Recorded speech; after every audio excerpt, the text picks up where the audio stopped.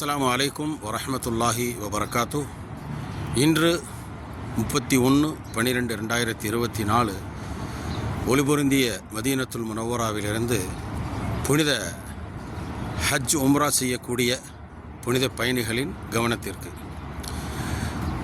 பலமுறை நமக்கு காணொளியின் மூலமாக தெரியப்படுத்துச்சு விழிப்புணர்வு தேவை என்று.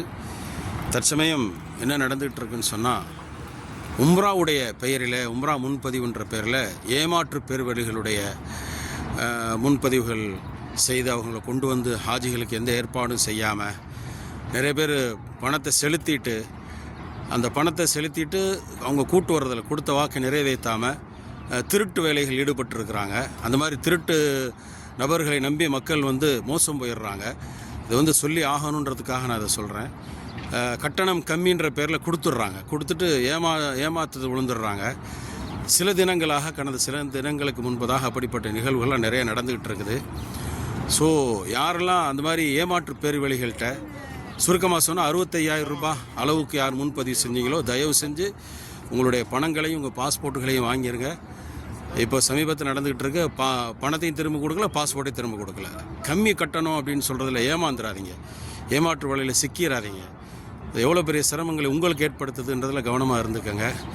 இப்போவும் சொல்கிறோம், நீங்கள் முன்பதிவு செய்யும் பொழுது நம்பகமான நிறுவனங்கள்கிட்ட உங்களுடைய முன்பதிவுகளை செய்யுங்க. 10-20 கூட போனால் கூட நீங்கள் இதை பார்க்கக்கூடாது.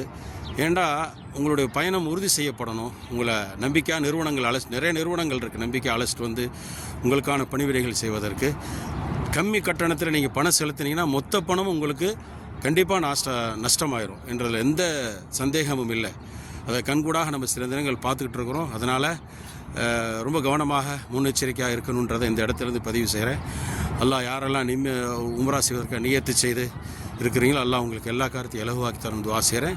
கம்மி கட்டணத்தில் தயவு செஞ்சு உங்களுடைய முன்பதிவுகளை கொடுத்துடாதீங்க.